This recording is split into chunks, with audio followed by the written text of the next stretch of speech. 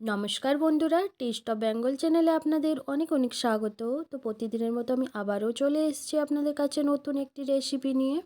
বন্ধুরা, পাকা কুমড়োর রেসিপি আমরা বিভিন্ন পদ্ধতিতে সচরাচর বানিয়ে থাকি, কিন্তু কাঁচা কুমড়োর রেসিপি যদি ঠিক এইভাবে বানানো হয় খেতে কিন্তু খুবই সুস্বাদু হয়। তো চলুন বন্ধুরা, বেশি দেরি না করে রেসিপিটি দেখে নিন।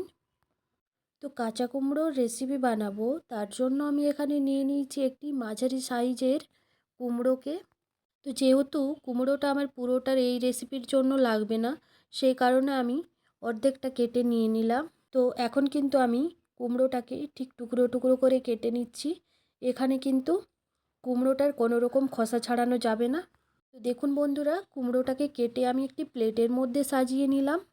তো কুমড়োর মধ্যে আমি কাঁচা ছোলা অ্যাড করব, তার জন্য এখানে আমি দেখুন কিছুটা পরিমাণে কাঁচা ছোলা নিয়ে নিলাম। তো ছোলাটাকে আমি কিন্তু রাত্রেবেলা করে ভিজিয়ে রেখেছিলাম। এরপর দুটো মিডিয়াম সাইজের আলুর আমি এখন খোসাগুলো ছাড়িয়ে নিচ্ছি। খোসা ছাড়ানোর পরে আমি আলুগুলোকে পরিষ্কার করে ধুয়ে নিলাম, দিয়ে এখন আমি টুকরো করে কেটে নিচ্ছি। আলুগুলোকেও একটু বড় বড় করেই টুকরো করব। তো আলুগুলো কাটা হয়ে যাওয়ার পর আবারও আমি প্লেটের মধ্যে সাজিয়ে নিলাম আলুগুলোকেও। তো এরপর আমি গ্যাসটা অন করে গ্যাসের মধ্যে একটি কড়াই চাপিয়ে কড়াইটা পুরোপুরিভাবে গরম করে নিলাম, দিয়ে দিলাম সর্ষের তেল।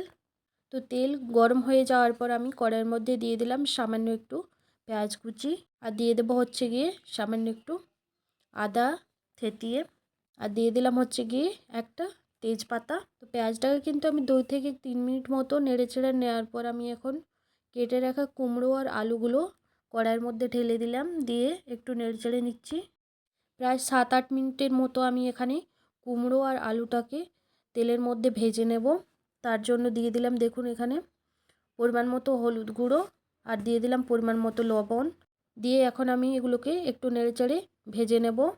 তো বন্ধুরা, আজকের আমার এই রেসিপিটি কেমন হয়েছে অবশ্যই আপনারা লাইক কমেন্ট শেয়ার করে জানাবেন। আর আমার চ্যানেলে যদি আপনারা কেউ নতুন হয়ে থাকেন অবশ্যই চ্যানেলটিকে সাবস্ক্রাইব করে পাশে থাকবেন। পাশে থাকা বেল আইকনটি একটু ক্লিক করে রাখবেন, যাতে করে আমার ভিডিও আপলোডের সঙ্গে সঙ্গে আপনাদের কাছে তাড়াতাড়ি করে পৌঁছে যায়।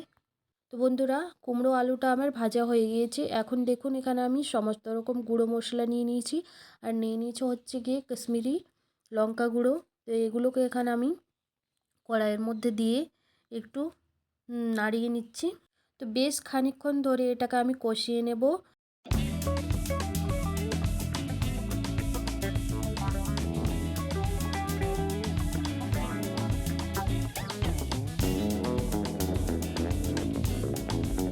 এরপর কিন্তু আমি কড়াইয়ের মধ্যে দিয়ে দিচ্ছি ভেজানো ছোলাগুলোকে। তো এখানে কিন্তু আমি 1 বাটি পরিমাণে ছোলা অ্যাড করলাম। আপনারা কিন্তু আপনাদের সবজির পরিমাণ অনুযায়ী দিয়ে দেবেন। তো ছোলাটা দেওয়ার পর আমি আবারও একটু কষিয়ে নিচ্ছি।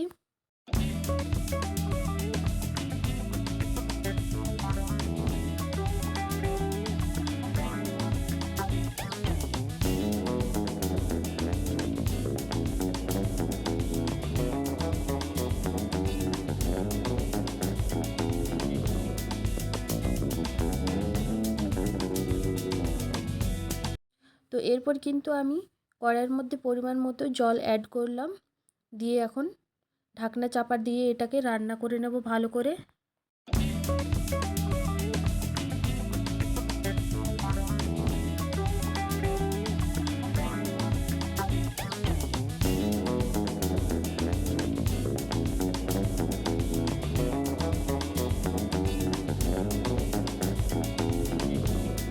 দেখুন বন্ধুরা, কুমড়ো আলুটা আমার পুরোপুরিভাবে সেদ্ধ হয়ে গিয়েছে। দেখুন এইভাবে খুন্তির সাহায্যে একটু করে দেখে নিলাম। তো বন্ধুরা, আপনারাও কিন্তু কাঁচা কুমড়োর সবজি এইভাবে করে বানিয়ে দেখবেন। যারা কুমড়ো খেতে একেবারেই পছন্দ করেন না তারাও আঙুল চেটে খেয়ে নেবে। তো এরপর আমি কুমড়োর মধ্যে তড়কা লাগাবো, তার জন্য তড়কা প্যান গরম করে নিয়েছি, আর দিয়ে দিলাম পরিমাণ মতো সর্ষের তেল, শুকনো লঙ্কা আর কয়েকটা গোটা রসুনকে। তো এরপর আমি কুমড়োর মধ্যে তড়কাটা দিয়ে দিলাম, দিয়ে আবারও একটু নাড়িয়ে নিচ্ছি। তো আপনারাই দেখুন বন্ধুরা, কুমড়োর রেসিপিটি কতটা লোভনীয় হয়েছে। এর সাথে গরম ভাত বা রুটি হলে পুরো জমে যাবে।